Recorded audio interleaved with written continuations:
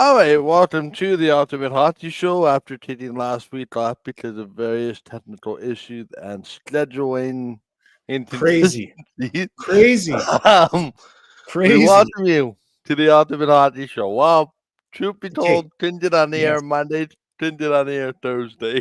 and we have to be fair. It wasn't just one host. It It was was both of the us. other host. It was both hosts. Both co-hosts did made co-problems. So yeah.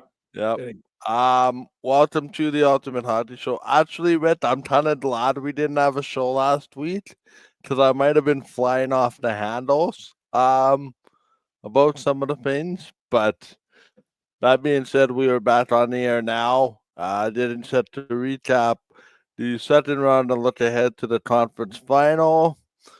Oh boy, was there carnage in the second round. One, two, three, four overall seed. You're gone. Five, eight. I saw the stat. 5 versus 9, and 11 versus 12 is what's remaining in the overall standings. yeah, all of the division winners Are won in the gone. first round and lost in the second round. Yep, Yep, yep. Crazy. shocking. Yep, Let's talk about the team that's close to home. Like I predicted, Red, the Jets I would know. lose in six. Um, I don't even know how to start addressing this series other than Saturday morning we were made aware of the passing of Mark Shifley's father, and that seemed to kind of put a damper in what the Jets were hoping would be a series comeback. Um, all the best to Mark Shifley and his family as they grieve the loss of his dad. Read today the funeral will be in Kitchener on Thursday morning. So sounds like a bunch of the Jets are going to be chartering out there for the funeral. The Jets, by the way, began the first of two exit meeting days. Shovel day off in Arneo expected to speak tomorrow after the remaining players speak. Nick Whalers and Nino Nieder on whoops. Nick Whalers and Nino Niederreiter on their way to the World Championships. Uh, Nick Whalers scoring the only goal in regulation and overtime for Denmark today, as they'll play Canada in the quarterfinals on Thursday. That being said, Rich, how did you see this series? Obviously, just losing game one, winning game two, losing game three, losing game four, winning game five, and then losing game six in overtime. Yeah, it was okay. Um Actually, I'm gonna say it like this way. I thought the Jets, like I was watching, maybe I'll compare it to something. I was watching a lot of television on what state choose on Monday and Sunday about the Leafs. When did the Leafs lose? No, no, they lost on Sunday night, right? Yeah, they lost on Sunday Sunday. night. Yeah, they won. This was They won all on day one on. yesterday. They won They one lost on on Sunday Wednesday. night. One on Wednesday, lost on Friday. Or sorry, they Oh yeah, won. right. No, they're just their game seven. Their game seven was Sunday Oh night. yeah, their game seven was Sunday. Okay. So all day yesterday, it was a holiday, and I was listening to the radio while I was doing other stuff. I watched TV in the evening, and it was just Leafs Nation on TSN, on Sportsnet, on radio 590, everything, just Leafs, Leafs, Leafs. And it was really interesting because even some of the analysts on that side said, very similar, the Jets losing to Dallas, like the Leafs losing to Florida in terms of somewhat of their nemesis in the division, that sort of that one hurdle they needed to get over. Even though the Jets and the Leafs respectively were first in their division, the team underneath them were the favorites, and that proved to be Mhm. true. And so all these things, but they distinguished in one way in that you could say what you want about the Jets and going out in six, but the Jets were in that series. The Jets played in that series. They didn't win the games. They didn't win on the road. Okay. But they were sort of saying, if I was a Winnipeg Jets fan, I'd be sad, and I'd be disappointed, but I wouldn't be angry or frustrated with effort, with showing up, with whatever you want to call it. And then they turned it to the Leafs and said, the Leafs, there's something wrong there. There's something wrong. But we'll get at the Leafs. So all that to say, I thought the Jets played well. I just thought they didn't play well enough at certain times in order to when you win 2 of the 6 games and you shut out the other team 4-0 both times. Why can't you do that on any of the other 4 games? Yeah. It's a strange thing. And I just think in general, I'm going to put this out there. There's a few things, but number one, Hellebuck consistently was not as good as Ottinger. That's number one. He's the Vezina guy, and he was not as good. Sometimes he was fantastic, but a lot of the times he was very, very average or less than average. And that showed in his goals against and throughout the playoffs and how many games they played? 13 games that the Jets played. So he wasn't good enough. The Jets special teams were not good enough. We talked about that. Their power play, number 1 in the league, was terrible. And they didn't score enough power play goals. And their penalty killing was not good enough. I think Dallas got, except for the 2 shutouts, in the 4 wins that Dallas got, they got a power play goal in every game. And the Jets did not get a power play goal in those games. So you're up 1-0, 2-0 right there because your special teams cannot do the job. So special teams, not good enough. Hellebuck, not good enough. Secondary scoring, not good enough. They talked all year about how deep the Jets are. But did you see? I think I would have put Cole Perfetti's picture on the back of a milk carton because he was missing. They used to have that when we were kids. When a kid would go missing, they'd put their name and face on the back of a milk carton. Timmy Jones, missing since blah, blah, blah, blah, 13 years old. We could have done the same thing for Cole Perfetti. Cole Perfetti, missing since end of the 2024-25 regular season, except for his 1 Manitoba Miracle goal. Other than that Dallas series, did you see Cole Perfetti once? I didn't. He was persona non grata. And there's too many, I don't want to say passengers, because the Jets played well. Dallas is a good team. I'm not saying that. I'm just saying they weren't good enough. For whatever they could do, Dallas could do it just a little bit better. They could score just a little bit more. They could make 1 extra save. They could kill off 1 extra penalty. They could score 1 extra power play goal. And now the question is, what do the Jets do now? It's a good question. The problem, the challenge, is they've signed everybody. Everybody's signed except for Ehlers and who's the other guy? There's only 2. Appleton. Is Appleton a UFA too? I think it's Ehlers and Appleton. Yep. Okay. And Appleton, whatever. You could say what you want. But I'm just saying the Jets, in my mind, it's kind of like the Leafs. They're a good team. They are a regular season team. They play well defensively. They skate well. There's not too much physical contact. They can kill penalties okay. They score a power play goal, but there's a little bit of time and space. Everything's good. But you get into the playoffs and you need a little bit, I don't know what that is. We've talked about sandpaper, grit, going hard to the net, taking shots from the point and making traffic in front of the net and banging for rebounds and maintaining puck possession and cycling. The Jets, too often, it was dump in and dump out, especially Nemestikov's line. Not enough against Dallas, not enough continued forecheck. And then you could see it because Arneal and his assistant coaches put the lines into a meat grinder and said, we got to get more spread out the grit. And that's why they put Niederreiter with a Perfetti Perfetti and Nemestikov, or Ehlers and Nemestikov, and took Perfetti or Ehlers and put him onto the 3rd line. I think they moved Ehlers to play with Appleton and Lowry because there's just not enough grit. The 1st line is great. Scheifele, Velarde, Connor. It's a good 1st line. They scored enough here and there. The power play didn't work so good. Fine. Okay. But they don't have enough size and grit on that 2nd and 3rd line, and their defense is not good enough. their defense is good, but it's not good enough. They don't clear the front of the net. They don't knock guys on their butt. They're good at getting the puck out, but they get, I still think if the Jets want to do better, they got size on the third thing. They got Pionk playing with Sandberg. It's great.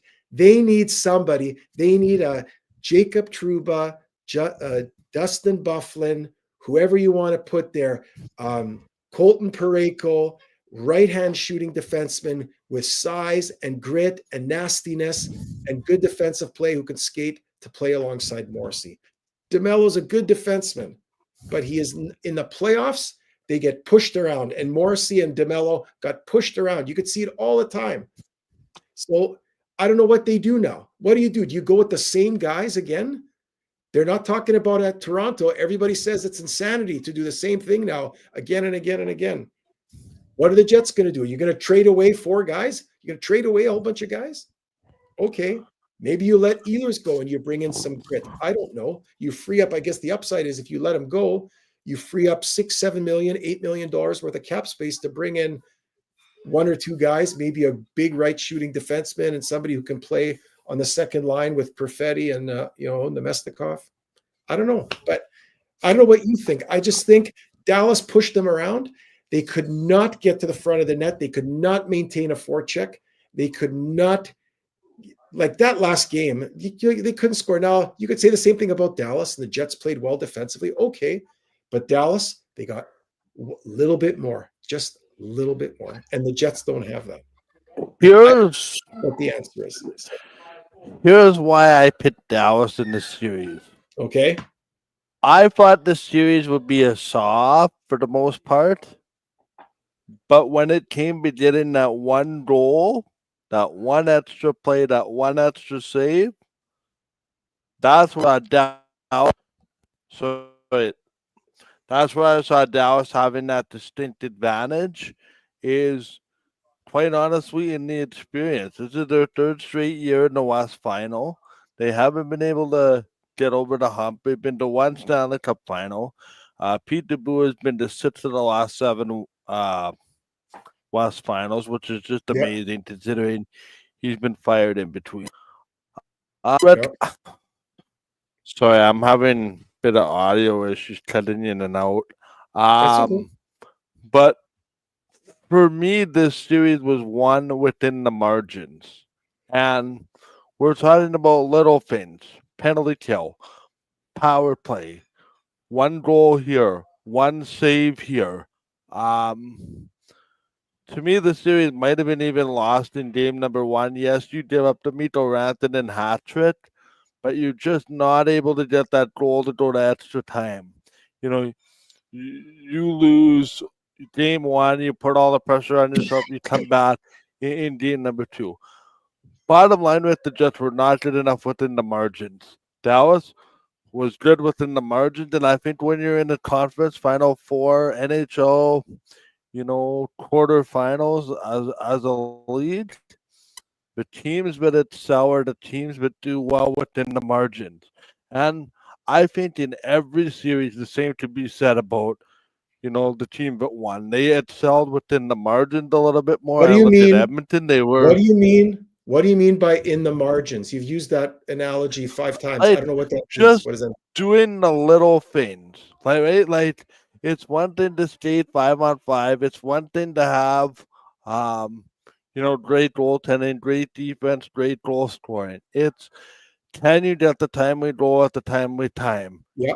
Can you avoid taking that penalty at a bad time? Can you get that shorthanded goal?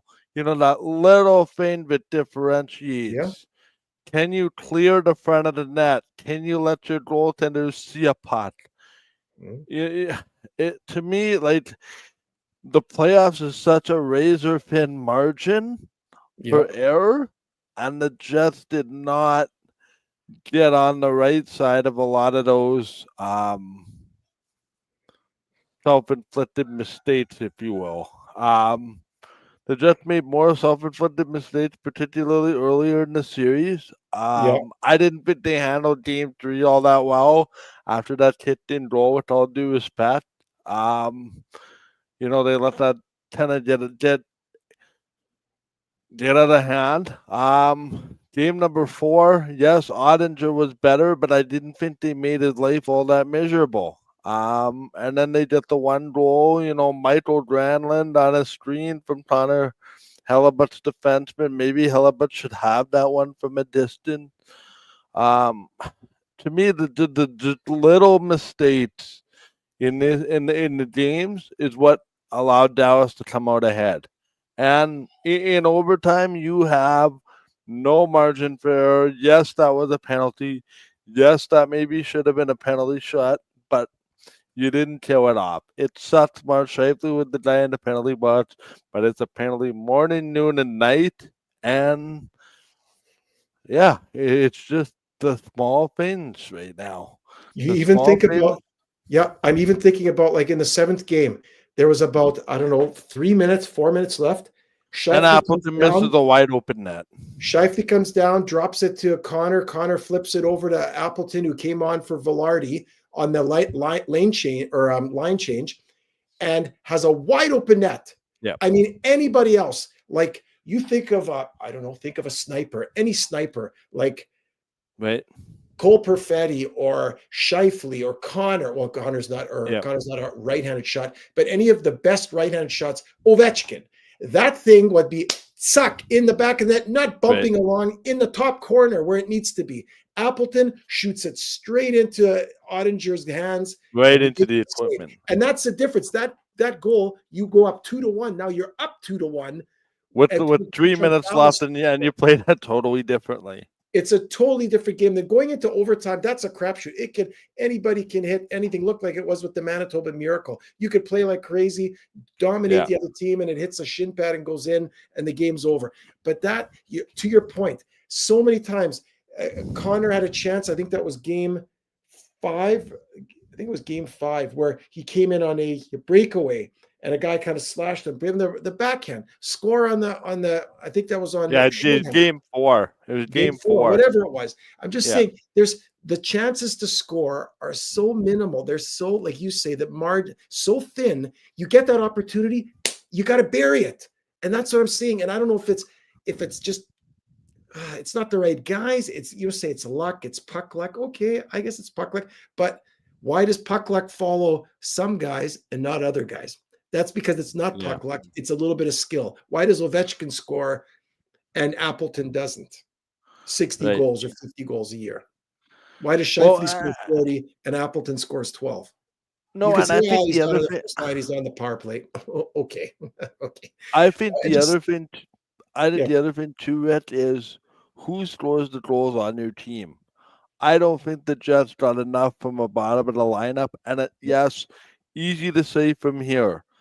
But Dallas's bottom of the lineup was better than the Jets' bottom of the lineup. Yeah. To me, the Jets put way too much pressure on Connor Scheifele and Velarde to score goals. And the other thing is, other teams generate a lot from the defensive end to the back end. When the Jets defensemen shoot a lot of pucks, quite honestly, they miss the net or they don't have traffic in front. How many goals did Dallas have from defensemen in that series? Quite a lot. And they made Hellebuck's life miserable. Like on that goal that maybe was kicked in, maybe not. It doesn't matter. There's a lot of traffic, in front of the net to make that a lot more difficult. But again, and that's what I mean, like within the margins, right? Like blocking the shot. Dallas had the one power play in game number 5, and they scored on it. Yes, Scheifele scored on the delayed penalty, same kind of thing. But Dallas had one opportunity at 5-on-4. They took advantage. I also didn't think the Jets used their speed well enough to draw some penalties. Yeah. Granted, I don't think you would have gotten many penalties in that game, particularly in game number 5. No, sorry, game number 6. But yeah, I just think Dallas knows how to manipulate the edges of a hockey game to be that successful. Yes, you look at the score; it's 2-1. Well, the team that got two and probably did a little bit more than the team that got one. Game number one, Dallas wins 3-2. Some poorly timed defensive miscues resulted in Mikko Rantanen getting a hat trick. Final score 3-2. So you're right there, as much as you're not. Okay, And the fact of the matter. Okay, sorry. Yeah. Sorry, you No, but finished. I also think you're the benefactor of your own luck too. True, but I would argue with this, like you're saying the Jets didn't get a lot of secondary scoring. Well, actually, Dallas Stars didn't either.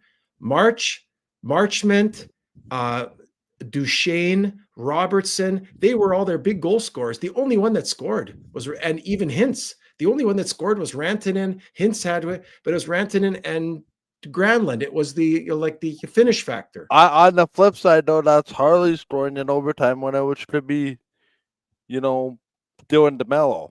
Right. But what I'm saying is you say, well, the Jets didn't get secondary scoring. Well, the Dallas Stars didn't get much either.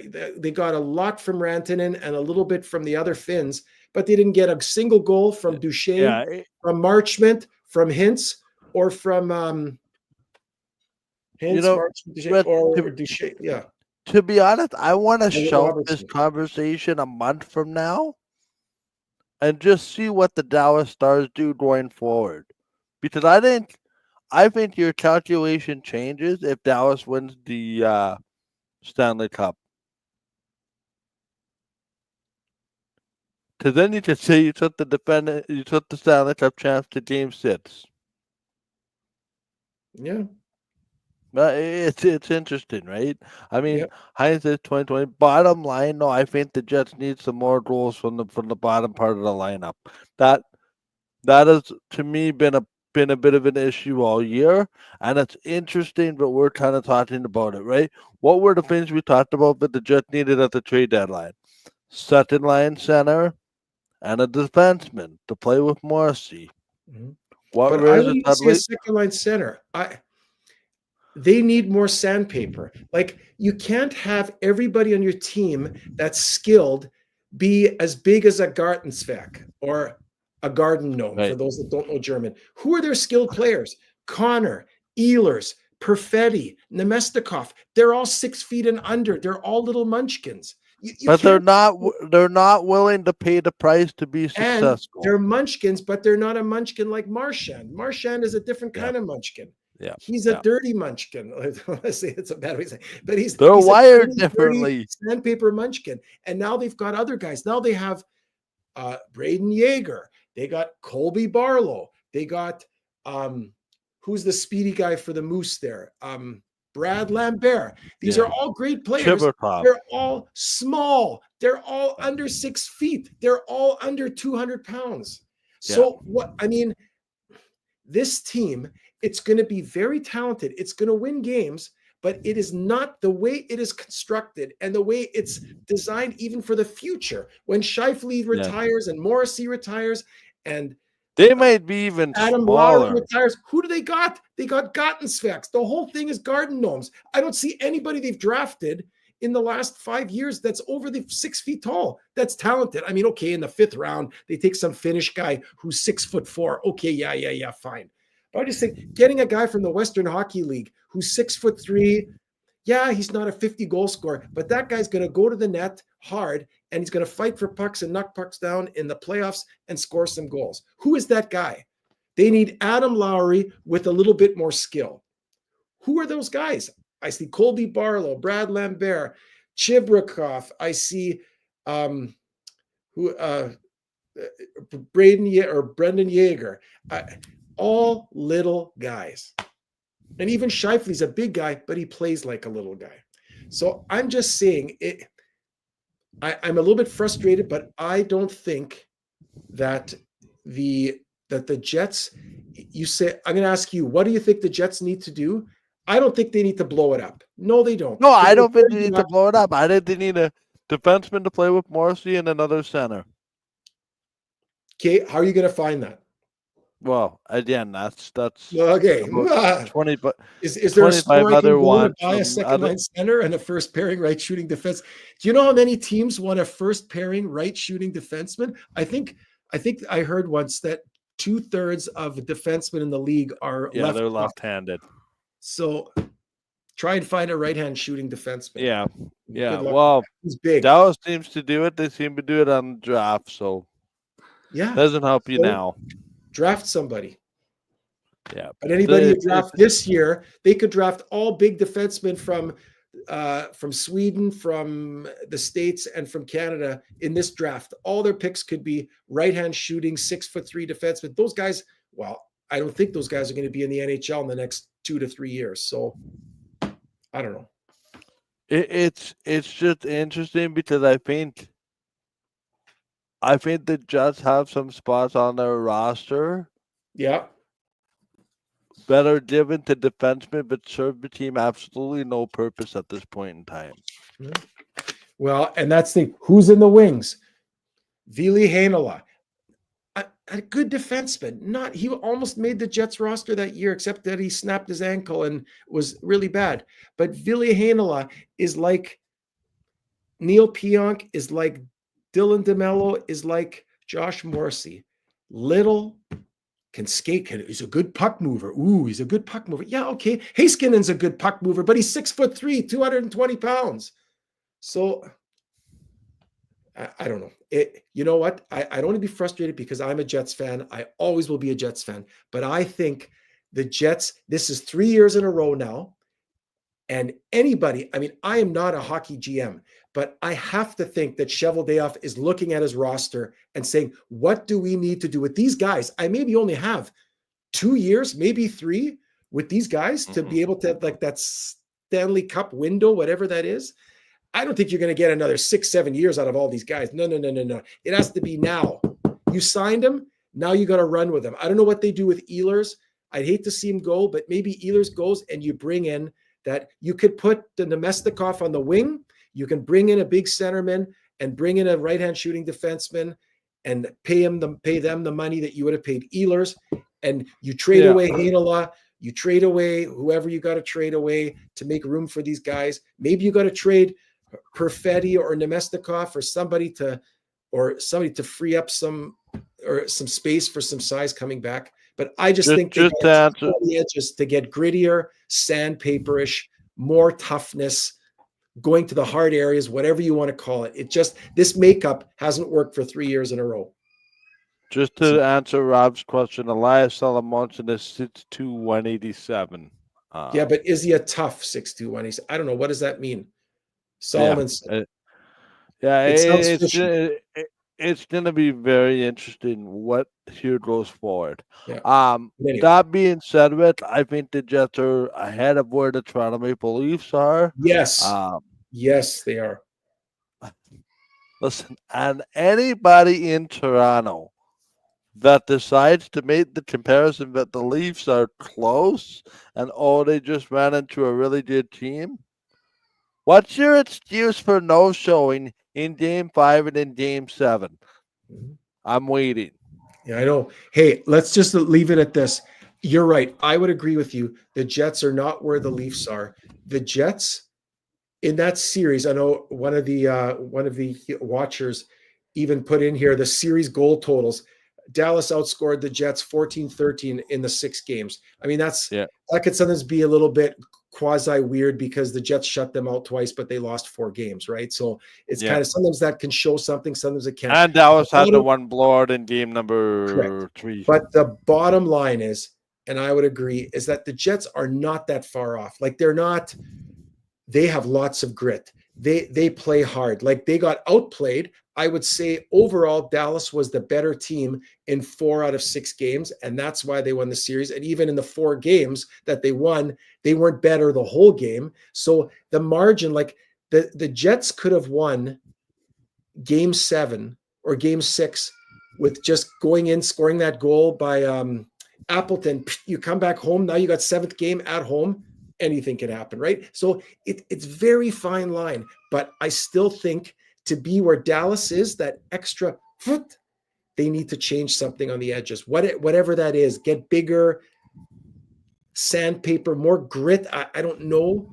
I mean, I like Luke Shen, but he's a little too slow. He's a little too old. He was tough, but he got burned a lot. He got skated around a lot.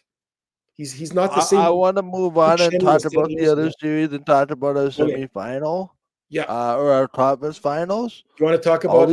I'll leave it at this, though. You want to talk about Toronto, Florida? Sorry. I'll leave it at this. I would let Nittwa Oilers walk if it meant having Sam Bennett on my team from Florida and put Alex Iafallo in Nittwa Oilers spot. Okay, so can you, with Nick Ehlers, is he just gone, or all the Jets can do now is either sign him before July 1 or move his rights, move his rights, or do a sign and trade or something, right, with the team? Yeah, they could move. But when you move a guy's rights, that's like 3 days before the trade or before UFA. All the other team gets is 3 extra days to negotiate with him directly, right? The Jets to trade Nittwa Oilers rights right now and give that what team could you get for that?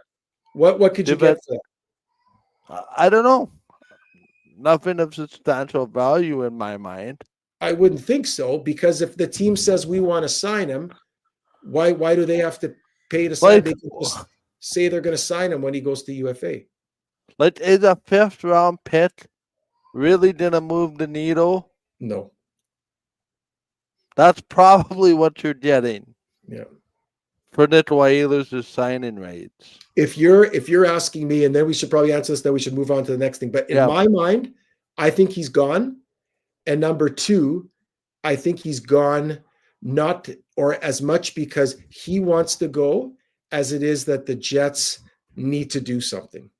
Even though they like him. Like, I'm not saying the Jets don't like him. I think they like him, but he gets injured too much. He's not worth $8 million when he only plays 60% of the games. He only plays 6. What would you say to that, though, if he's your top 2 playoff performer, which he was? He scored a bunch of them were empty net goals. He wasn't your top tip. That's fair. A power play goal here and there. He wasn't your top. There were lots of times where Nikolai Ehlers was a fart in the wind. You never saw him, smelt him, noticed him. He was non-existent. I'll be honest, though. I didn't. If Nittwa Oilers wants to come back for $5 or $6 million, I'll have that conversation. Oh, somebody else. That's not what Oilers wants. Somebody's going to pay him $8 million a year. You watch. Yep, and it won't be the Jets. Sorry, I don't think so. And you could take that money and spend it on, like I said, a defenseman and a second line center. In my opinion, Sam Bennett. Hello. Yeah. Okay. You keep saying Sam Bennett. Okay. Sure. And yeah. And I'm waiting for the Easter Bunny to lay a chocolate egg for me here, right in my office. No, but you know what I mean. It's like, yes, the definition of trying to do things over and over and over again and it not working is, well, insanity. Yep. But let's talk about the Toronto Maple Leafs. 2-0 lead on the Florida Panthers. Overtime game number 3, they lose. They lose game 4. They lose game 5. They win game 6. Lose game 7. Where did this go wrong for the Leafs? Well, you know what? There were games they played really well, right? 1 and 2 in particular. 1 and 2 and 6, then, but it wasn't and good in enough. Game 6 on the road in Florida, they played a beautiful game. But game 5 and 7 at home, losing, was it 6-1 both games? I think both games. Yep, 12-2.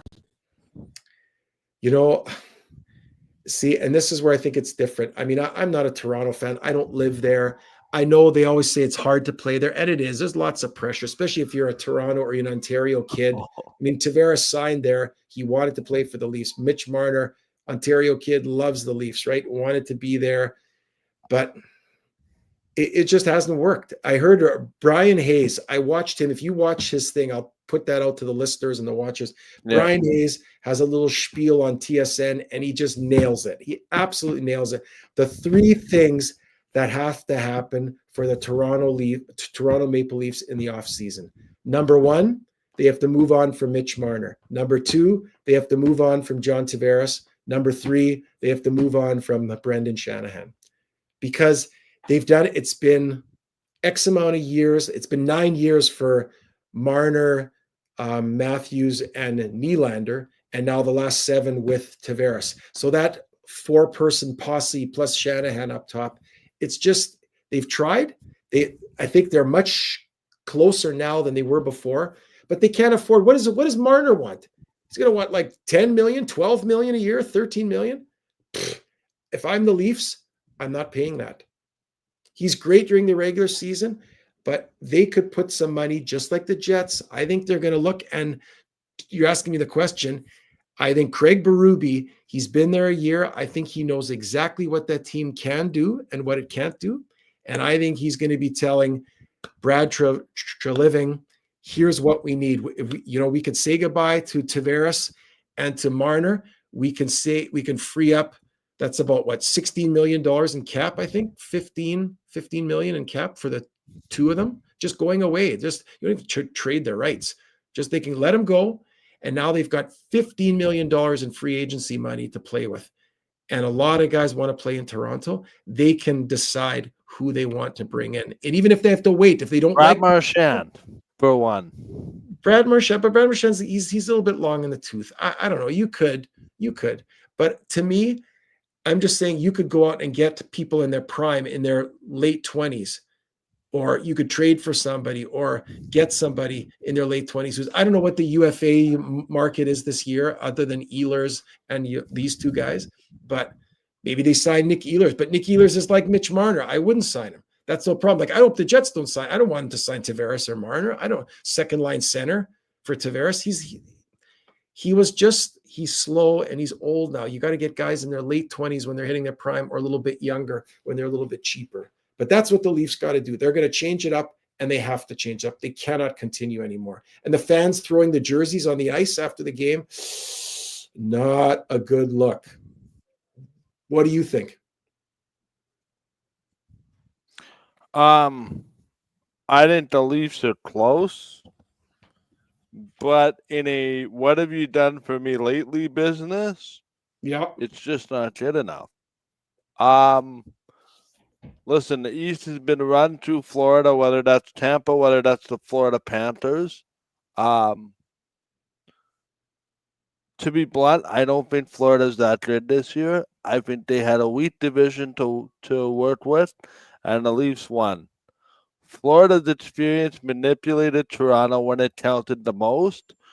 They know exactly how to get into their opponents' heads. Game 7 on the road, who cares? Starting on the road against Florida or Tampa Bay, who cares? When the chips are down, the bottom line is when you've been there before, you know what it takes to get back. You have that buy-in from the dressing room, but Florida does. You know how to dispatch of your in-state rival. You know how to manipulate Toronto. Now, Maurice said rightfully so, and I think this was more a show of respect than anything. The Leafs are a lot better team now than they were 2 years ago. The bottom line is they didn't get the job done.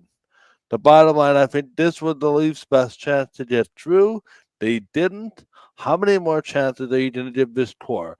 It's 9 years of the same thing. Game 7 disappointment.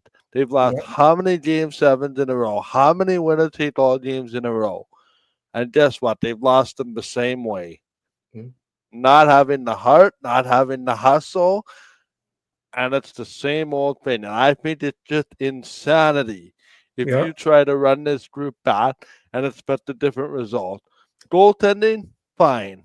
Defense, fine. But Austin Matthews went quiet. John Tavares went quiet. Mitch Marner went quiet. Yeah, you can tell me Game 7. Yeah, you score on one of those two breakaways, then you're up 1-0 early in the game. It might change. The fact of the matter is, you got outscored 12-2 in your last 2 home games. You got outscored 4-0 in the middle period.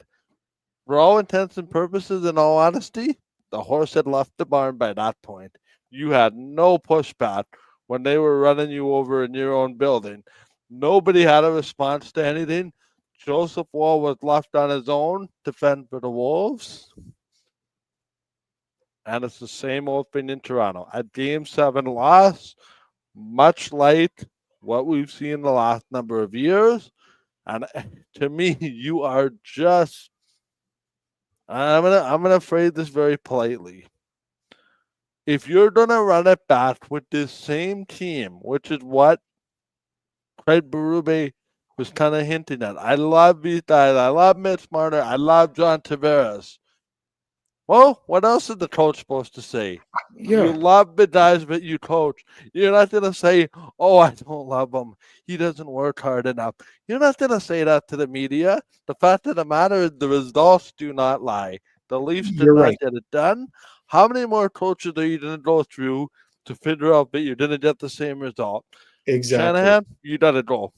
Exactly. And to your point, Berube's not going to say that on the bench. He's not going to say that after a game. He's going to say that after him and Treliving have the exit meetings. Then Treliving and, well, I think they're going to fire Shanahan. And then Treliving and Berube are the two of them with the blessing of Peely or Scott Peely or whoever it is from. Scott Pelly. Yeah. Scott Pelly. They're going to just, to your point, they're going to look and say, okay, what do we need? And I agree, like the Leafs are further off than the Jets. But again, I think Treliving did a great job shoring up the defense. The defense, absolutely did. But to ask them to do it all in 1 year was just insanity. Too much, right? But so I think the defense is good. I'm not sold on Morgan Rielly. I still would get rid of him personally. For me, he didn't go to as far as I'm concerned. But that being said, defense is good. I think their goaltending is good too between Wall and Tolares, or what's his name, Tolares or Tolar or Joseph Wall and then Stolars. Stolars, like he's like Tolars. Stolars and Wall, they're good. They're a good 1-2 punch, not a problem. But I agree with you. It's that, and even the forwards, I think their third and fourth lines, they were okay. Like they showed up. Lawrence, where are you? Those guys, like they were in it. They were Nyes, like Nyes was playing on one leg. I mean, whatever. But I agree with you. You say, oh, there's too many passengers. The passengers were the leaders, and that's the problem. And that's the problem. You're $10 and $11 million guys. Right, and that's why I think actually Toronto has the perfect time right now to make the change because they can move away from Tavares and Marner very graciously. Thank you for your time as a Leaf. And now you've got 15, 16, $17 million in cap space to play with. You can find some players that complement William Nylander and Austin Matthews and the rest of the gang.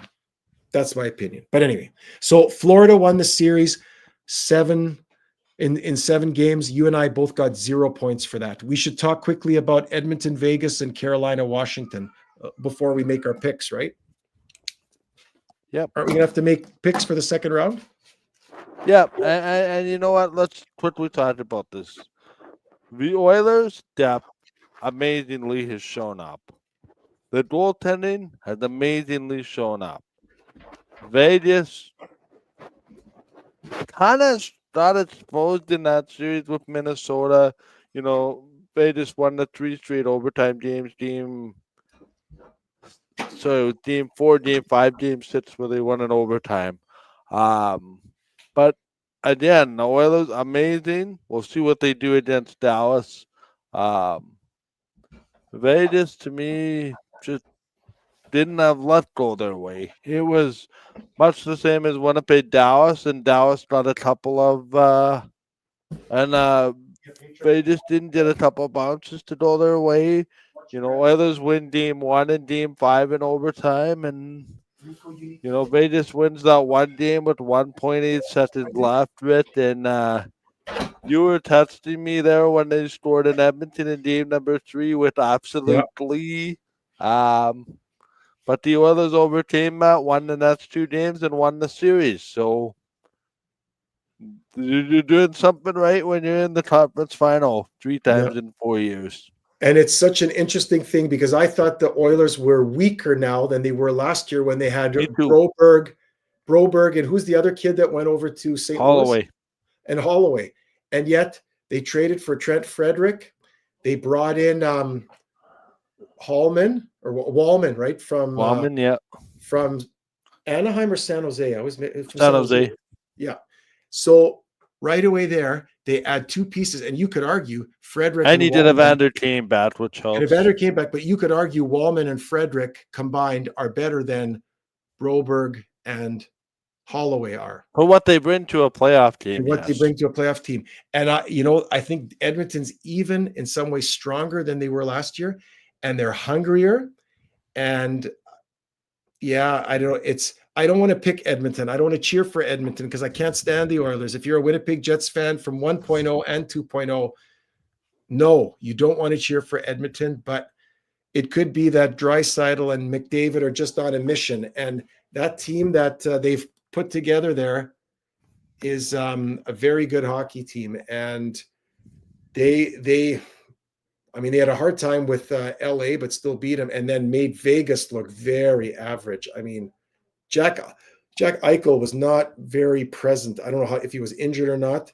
And Mark Stone, who usually dominates in playoff series, was very quiet as well. So, yeah. And now they have Dallas. Interesting matchup. Edmonton, number one power play. Dallas, number one penalty kill in the playoffs. Yeah. So and Dallas a very good power play in the playoffs. So it'll be interesting. Yeah. This series, I think, is going to be a matchup of can the Dallas slow down Edmonton and get enough balanced scoring? Can Duchesne and Robertson and Hintz start assisting? To me, that's the biggest thing. The Dallas needs goals from those guys that you just mentioned to have any shot at success. Yeah. Yep. I agree. So, but anyway, ready to make the pit? You sure? But do we talk about Carolina, Washington? Maybe we'll just say Carolina, Washington. Was that a surprise? Not for you. You thought they'd win in 6. It was a surprise because I thought Washington would push back harder than they did.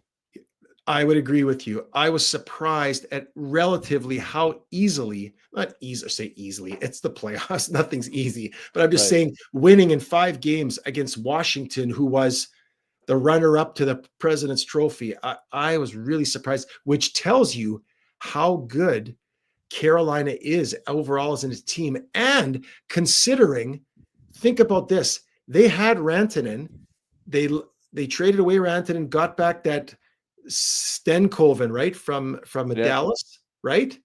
But they traded away Drury and who to Colorado? Drury and who are the two? And Natchez from their team. And yet they're still scoring enough of playing. So who did they bring in? Like after they lost Natchez and Drury, who did they bring in at that time? Or was there anybody that came back? Or was it just draft? Or it was Rantanen that came Natchez for Rantanen. Yeah, it was Natchez and Drury for Rantanen. And then there was a bunch of draft picks going to Chicago, and it was kind of this nonsense. And then it flipped around, and then they traded Rantanen to Dallas for Stenkoven and 2 firsts. Draft pick, right? What? And 2 firsts. Or 2 for whatever it was. So really, if you look at it, Carolina now is minus Natchez and Drury and plus on Stenkoven. And yet they're now in the conference final. And plus on 2 draft picks. Whoa. And 2 drafts on top of that. They are, Carolina just flies under the radar because they're in a small market. They're not a big. They're the team that nobody talks about. We said they would run over New Jersey. Great, they did. But how many times has Carolina been close but not able to get over it? And we always think this is going to be the year. This is going to be the year. They're a good and nobody was talking about them this year, and look at what they're doing under the radar. I know. And wouldn't that be something? I think that might be the NHL or Gary Bettman's nightmare, having Edmonton and Carolina, 2 of the smallest markets in the Stanley Cup final. If that would happen, I'm not saying that will, but I'm just saying out of the 4 teams left, I mean, Dallas is a big market. Florida is a big market. Edmonton and Carolina, not so much, but yeah. So anyway, are we ready to make picks? Before we make our picks, after the second round or after the first round, I was ahead by 1 point, 7-6. But in the second round, you skunked me 3-0. Not that you had a passing grade because you got 3 out of 8, but I had a 0. I didn't just have a D like you. I had an F, or I had an F minus. You had an F. So An F plus with an exclamation mark or yeah, two. exactly. You had an F plus, I had an F minus. So, so yep. So you want my pitch first, both of them? Well, why don't we do one series at a time? We got 5 minutes or 6 minutes. Why don't we Alright. do one series at a Yep. time? We only have to make the 2 calls, right? I mean, there's only a pair of series now. Fair enough. You want to go first with Edmonton, Dallas? You go first. I'll go first on the other side.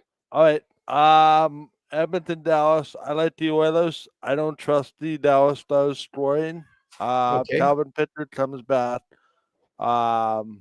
Oilers in 6. I just think there's too much momentum with the Oilers at home. I think McDavid and Draisaitl will win them a game on the road.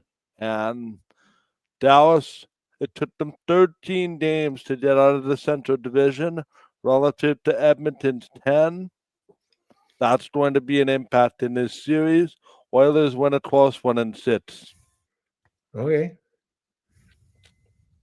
And you're saying Calvin Pickard comes back in the 3rd round, and you think he starts ahead of Skinner?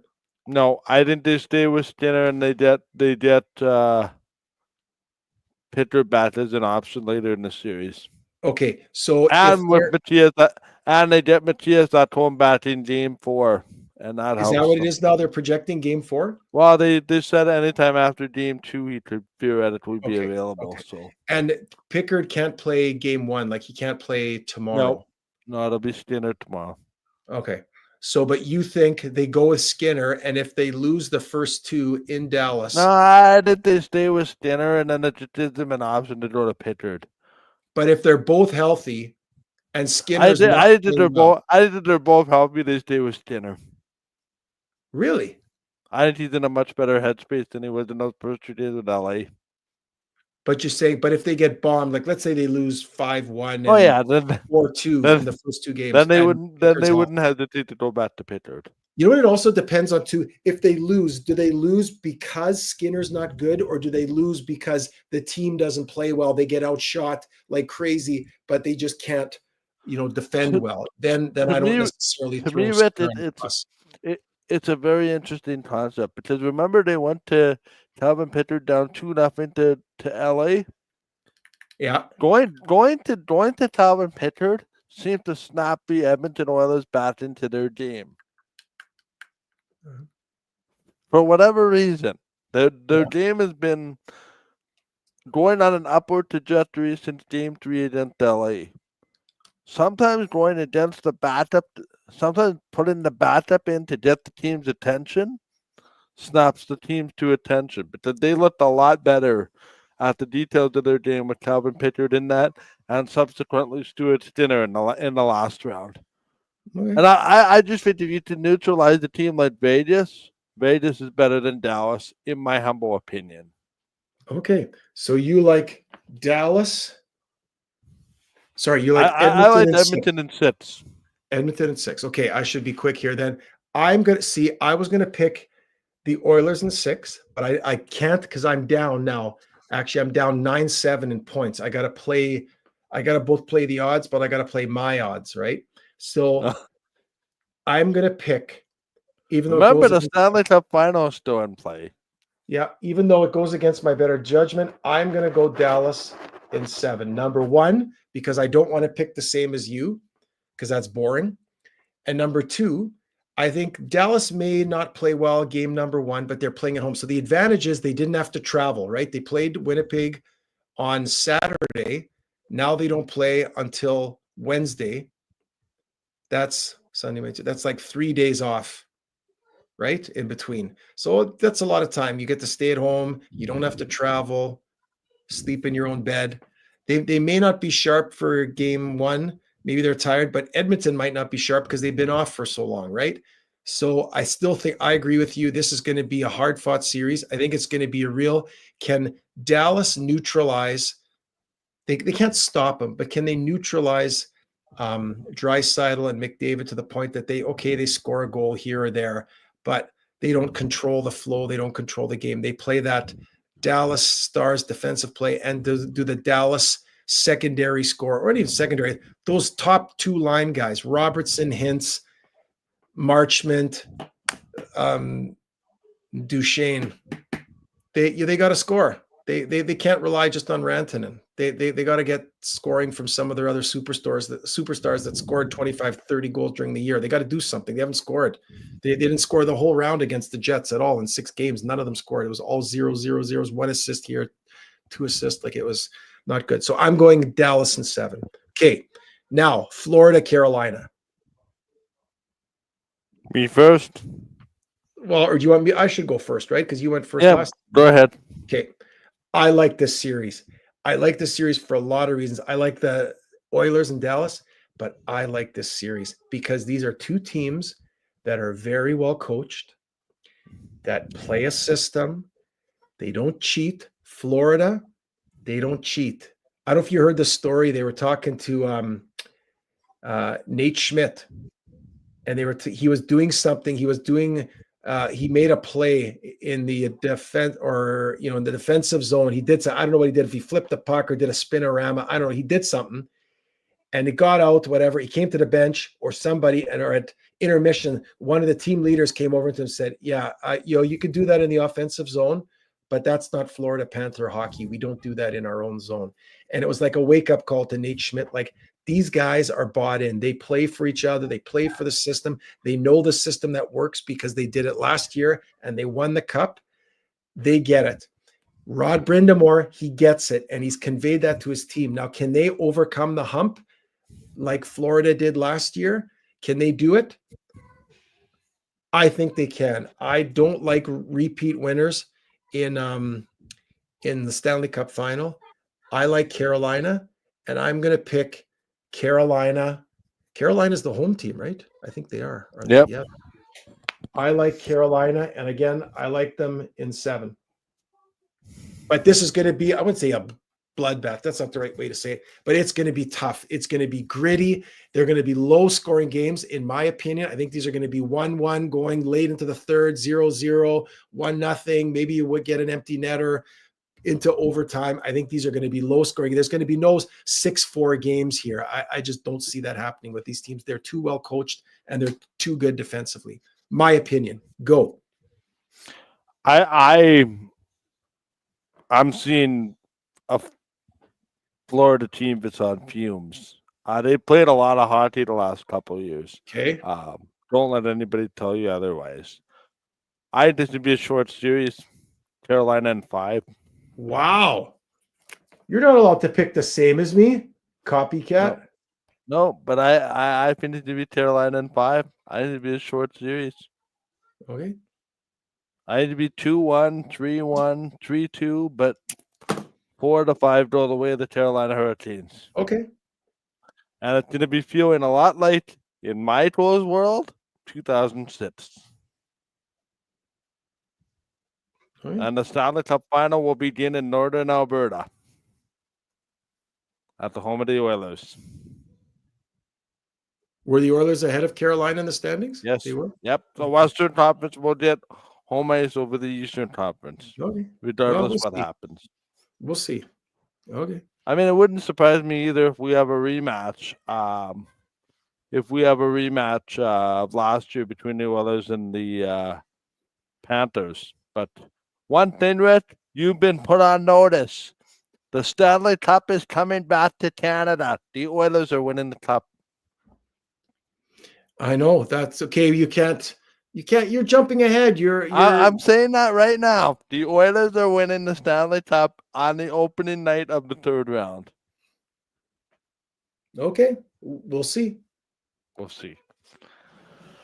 Okay, we will be back next Monday to recap the midway parts of both series. Yeah. Let's head to maybe whatever hockey's left and start getting toward the Stanley Cup final.